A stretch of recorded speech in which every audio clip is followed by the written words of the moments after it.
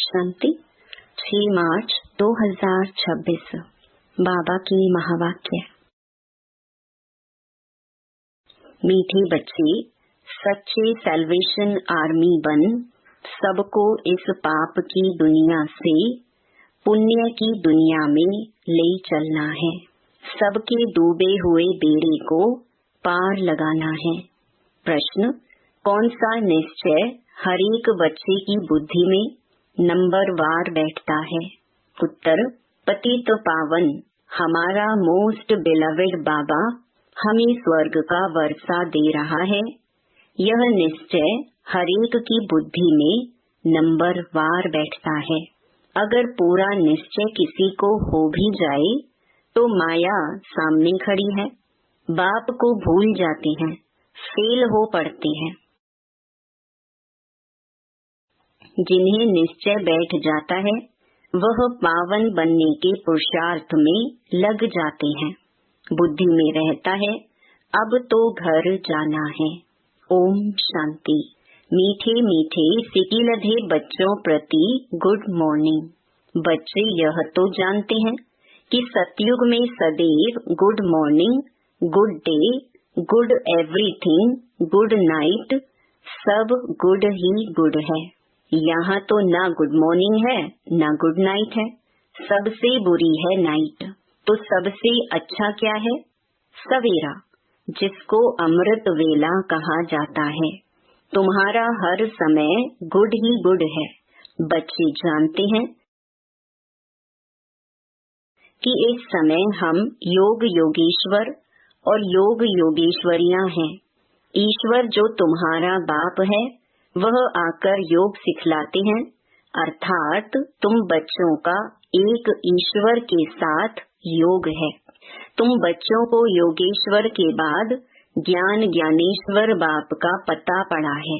योग लगा फिर बाप तुमको सारे चक्कर की नॉलेज समझाते हैं, जिससे तुम भी ज्ञान ज्ञानेश्वर बनते हो। ईश्वर बाप बच्चों को आकर ज्ञान और योग सिखलाते हैं। कौन सा ईश्वर? निराकार बाप। अब बुद्धि से काम लो। गुरु लोगों की तो बहुत मत है। कोई कहेंगे श्री कृष्ण से योग लगाओ, फिर उनका चित्र भी देंगे। कोई साईं बाबा, कोई महर्षि बाबा, कोई मुसलमान का, कोई पारसी का, सबको बाबा बाबा कहते रहते हैं। कहेंगे सब भगवान ही भगवान है। अब तुम जानते हो मनुष्य भगवान हो नहीं सकता। इन लक्ष्मी नारायण को भी भगवान भगवती नहीं कह सकते। भगवान तो एक निराकार है, वह तुम सब आत्माओं का बाप है। उनको कहा जाता है शिव बाबा। तुम ही जन्म जन्मांतर सत्संग करते आए। कोई न कोई सन्यासी, साधु, पंडित आदि जरूर होंगे। लोग जानते हैं कि यह हमारा गुरु है, हमको कथा सुना रहे हैं। सतयुग में कथाएं आदि होती नहीं। बाप बैठ समझाते हैं। सिर्फ भगवान व ईश्वर कहने से रसना नहीं आती है। वह बाप है तो बाबा कहने से संबंध स्नेह पूर्ण हो जाता है।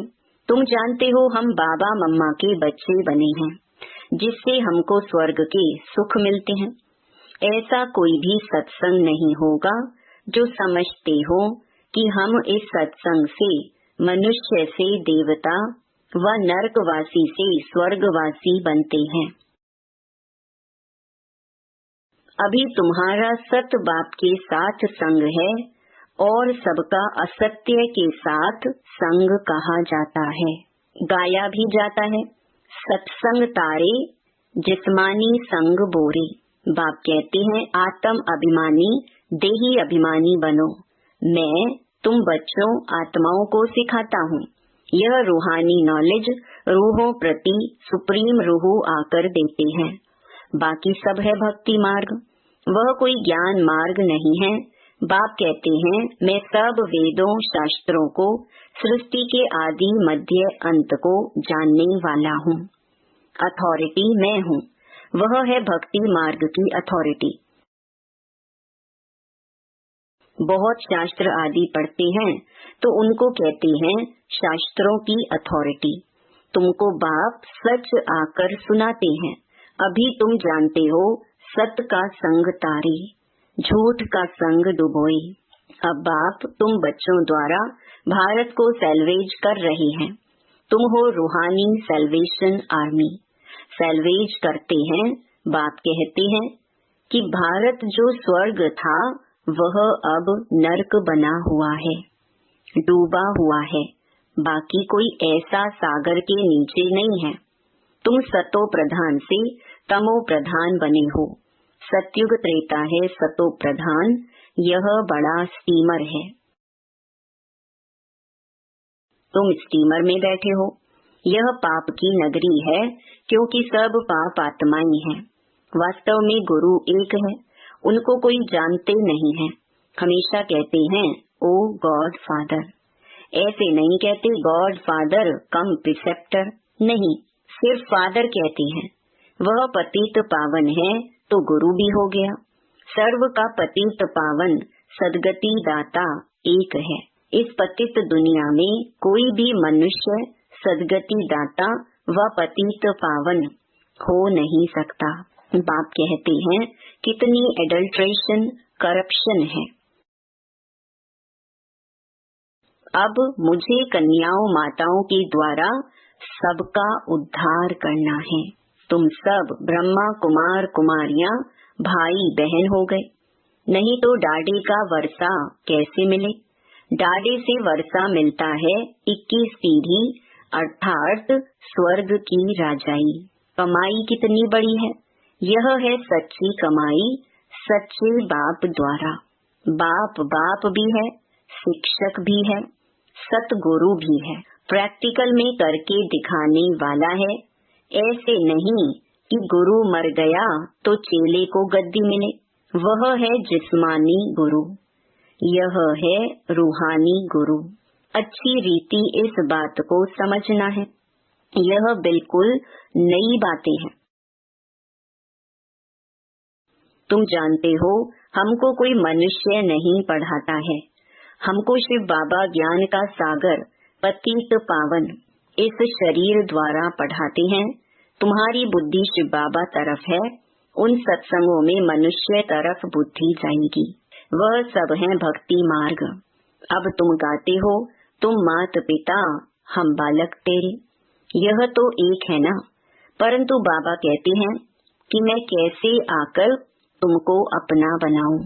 मैं तुम्हारा पिता हूँ, मैं इनके तन का आधार लेता हूँ। तो यह ब्रह्मा हमारी स्त्री भी है तो बच्चा भी है। इन द्वारा शिव बाबा बच्चों को एडॉप्ट करते हैं तो यह बड़ी मम्मा हो गई। इनकी कोई माँ नहीं है। सरस्वती को जगदम्बा कहा जाता है। उनको तुम्हारी संभाल करने के लिए मुकर्रर किया।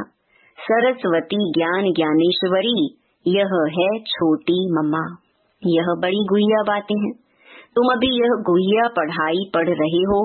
तुम्हें विद रिस्पेक्ट पास होना है। यह लक्ष्मी नारायण विद रिस्पेक्ट पास हुए हैं। उनको सबसे बड़ी स्कॉलरशिप मिली है। कोई सजा खानी नहीं पड़ी। बाप कहते हैं जितना हो सके याद करो। इसको भारत का प्राचीन योग कहा जाता है। बाप कहते हैं तुमको सभी वेदों शास्त्रों का सार सुनाता हूँ। मैंने तुमको राजयोग सिखाया जिससे तुमने प्रारब्ध पाई। फिर ज्ञान खलास हो गया। फिर परंपरा कैसे चल सकता। वहाँ कोई शास्त्र आदि होते नहीं और धर्म वाले इस्लामी बौद्धि आदि जो हैं उनका ज्ञान गुम नहीं होता। उन्हों का परंपरा चलता है, सबको मालूम है। परंतु बाप कहते हैं कि मैं तुमको जो ज्ञान सुनाता हूँ वह कोई नहीं जानते। भारत दुखी बन जाता है, उनको आकर सदा सुखी बनाता हूँ। बाप कहते हैं मैं साधारण तन में बैठा हूँ। तुम्हारा बुद्धि योग बाप के साथ रहे। आत्माओं का बाप है परम पिता परमात्मा, सर्व बच्चों का वह बाप है। उनके सब बच्चे ठहरे ना। सब आत्माएं इस समय पतित हैं। बाप कहते हैं, मैं प्रैक्टिकल में आया हूँ, विनाश सामने खड़ा है। जानते हो आग लगेगी, सबके शरीर खत्म हो जाएंगे। सब आत्माओं को जाना है वापस घर। ऐसे नहीं कि ब्रह्म में लीन हो जाएंगे व ज्योति में समा जाएंगे। ब्रह्म समाजी फिर ज्योति जगाते हैं, उनको ब्रह्म मंदिर कह देते हैं। वास्तव में है ब्रह्म में तत्व, जहाँ सब आत्माएं रहती हैं। हमारा पहले मंदिर वह है, पवित्र आत्माएं वहाँ रहती हैं। यह बातें कोई मनुष्य समझते नहीं। ज्ञान का सागर बाप बैठ तुम बच्चों को समझाते हैं कि अब हो तुम ज्ञान ज्ञानेश्वर, फिर बनते हो राज राजेश्वर। तुम्हारी बुद्धि में है कि पतित पावन मोस्ट बिलवेड बाबा आकर हमको स्वर्ग का वर्षा दे रहे हैं। कईयों की बुद्धि में यह भी बैठता नहीं है। इतने बैठे हैं, इनमें कोई 100% निश्चय बुद्धि नहीं है। कोई 80% है, कोई 50% है, कोई वह भी नहीं। वह तो बिल्कुल फेलियर हुआ। नंबर वार जरूर है। बहुत हैं जिनको निश्चय नहीं है, कोशिश करते हैं कि निश्चय हो जाए। अच्छा निश्चय हो भी जाए, परंतु माया कड़ी है, बाबा को भूल जाते हैं। यह ब्रह्मा खुद कहते हैं कि मैं पूरा भगत था, 63 जन्म भक्ति की है तत्त्वम। तुमने भी 63 जन्म भक्ति की है, 21 जन्म सुख पाया, फिर भगत बने हो। भक्ति के बाद है वैराग्य। सन्यासी लोग भी यह अक्षर सब कहते हैं कि ज्ञान, भक्ति और वैराग्य। उन्हों को वैराग्य आता है घर बार से, उसको हद का वैराग्य कहा जाता है, और तुम्हारा है बेहद का वैराग्य। सन्यासी घर बार छोड़ जंगल में चले जाते थे, अब तो कोई जंगल में है ही नहीं। सब कुटियाएं खाली पड़ी हैं, क्योंकि पहले सतो प्रधान थे, अब वह तमो प्रधान हो गए हैं। अब उन्हों में कोई ताकत नहीं है। लक्ष्मी नारायण की राजधानी में जो ताकत थी, वह पुनर्जन्म लेते लेते अब देखो वे कहाँ आकर पहुँचे हैं। कुछ भी ताकत नहीं है।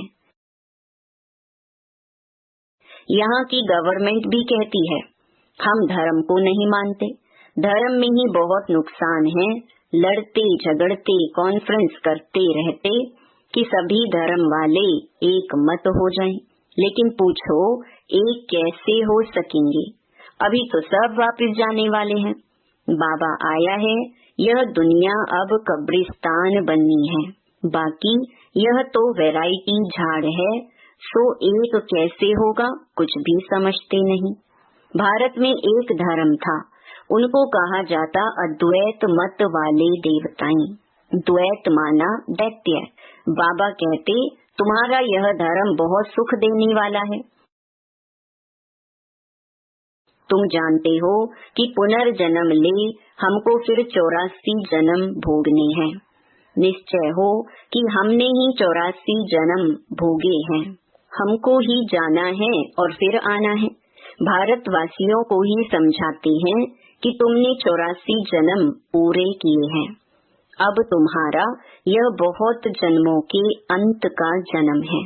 सिर्फ एक को नहीं कहते, पांडव सेना को समझाते हैं कि तुम पंडे हो, तुम रूहानी यात्रा सिखलाते हो, इसीलिए पांडव सेना कहा जाता है। राज्य अब न कौरवों का न पांडवों का है, वह भी प्रजा तुम भी प्रजा हो। कहते हैं कौरव पांडव भाई भाई, पांडवों की तरफ है परम पिता परमात्मा। बाप ही आकर माया पर जीत पहनना सिखलाते हैं। तुम आदि सनातन देवी देवता धर्म वाले अहिंसक हो, अहिंसा परमो धर्म। मुख्य बात है काम कटारी नहीं चलाना है। भारतवासी समझते हैं कि गऊ का कोस न करना यही अहिंसा है। परंतु बाबा कहते हैं काम कटारी नहीं चलाओ। इनको ही बड़े से बड़ी हिंसा कहा जाता है। सतयुग में न काम कटारी न लड़ाई झगड़ा चलता है, यहाँ तो दोनों है। काम कटारी ही आदि मध्य अंत दुख देती है। तुम सीढ़ी उतरते हो, 84 जन्म तुम भारतवासियों ने लिए हैं। इन लक्ष्मी नारायण का राज्य था, फिर पुनर्जन्म लेते हो। एक एक जन्म एक एक पौड़ी है, यहाँ से तुम एकदम जंप मारते हो ऊपर। 84 पौड़ियाँ उतरने में तुमको 5000 वर्ष लगते हैं और यहाँ से फिर तुम सेकंड में चढ़ जाते हो। सेकंड में जीवन मुक्ति कौन देता? बाप। अब सब एकदम पट में पड़े हैं। अब बाप कहते हैं सिर्फ मुझे याद करो। यह बुद्धि में याद रखना है। अब नाटक पूरा हुआ, हमको वापस घर जाना है। हमको अपने बाप को और घर को याद करना है। पहले बाबा को याद करो, वह ही तुमको घर का रास्ता बताते हैं। बाप की याद से विकर्म विनाश होंगे। ब्रह्म को याद करने से एक भी पाप कटेंगे नहीं। पतित पावन परमात्मा ही है, वह कैसे पावन बनाते हैं यह दुनिया में कोई समझ नहीं सकते। बाप को आकर स्वर्ग की स्थापना जरूर करनी है। बाप आया है तो तुम बच्चे जयंती मनाते हो। कब आया यह नहीं कह सकते कि इस घड़ी इस तिथि तारीख आया। शिव बाबा कब आया कैसे कह सकते? साक्षात्कार बहुत होते हैं। पहले हम सर्वव्यापी समझते थे या कह देते थे आत्मा सो परमात्मा है। अब यथार्थ मालूम हुआ है। बाबा दिन प्रतिदिन गुह्य बातें सुनाते रहते हैं। तुम साधारण बच्चे कितनी बड़ी नॉलेज पढ़ रही हो। अच्छा, मीठे मीठे सिकिलधे बच्चों प्रति मात पिता बाप दादा का याद प्यार और गुड मॉर्निंग। रूहानी बाप की रूहानी बच्चों को नमस्ते। धारणा के लिए मुख्य सार। पहला, विद रिस्पेक्ट पास होने के लिए सजाओं से छूटने का पुरुषार्थ करना है। याद में रहने से ही स्कॉलरशिप लेने के अधिकारी बन सकेंगे। दूसरा, सच्चा सच्चा पांडव बन सबको रूहानी यात्रा करानी है। किसी भी प्रकार की हिंसा नहीं करनी है। वरदान, लाइट हाउस की स्थिति द्वारा पाप कर्मों को समाप्त करने वाले पुण्य आत्मा भव। जहाँ लाइट होती है वह कोई भी पाप का कर्म नहीं होता है। तो सदा लाइट हाउस स्थिति में रहने से माया कोई पाप कर्म नहीं करा सकती। सदा पुण्य आत्मा बन जाएंगे। पुण्य आत्मा संकल्प में भी कोई पाप कर्म नहीं कर सकती। जहाँ पाप होता है वहाँ बाप की याद नहीं होती। तो दृढ़ संकल्प करो कि मैं पुण्य आत्मा हूँ, पाप मेरे सामने आ नहीं सकता। स्वप्न व संकल्प में भी पाप को आने न दो। स्लोगन, जो हर दृश्य को साक्षी होकर देखते हैं वही सदा हर्षित रहते हैं। ये अव्यक्त इशारे निश्चय की फाउंडेशन को मजबूत कर सदा निर्भय और निश्चिंत रहो। निश्चय बुद्धि बच्चे सदा हर्षित और निश्चिंत रहते हैं। चिंता खुशी को खत्म करती है और निश्चिंत हैं तो सदा खुशी रहेगी। जब किसी भी बात में क्यों हुआ, कैसे हुआ, क्या होगा यह प्रश्न आते हैं तब चिंता होती है। क्या, क्यों, कैसे ये चिंता की लहर है। कई फिर कहते हैं कि मेरे से ही क्यों होता है, मेरे पीछे ये बंधन क्यों है, मेरे पीछे माया क्यों आती है, मेरा ही हिसाब किताब कड़ा है, क्यों? तो क्यों आना माना चिंता की लहर। जो इन चिंताओं से परे है वही निश्चिंत है। ओम शांति।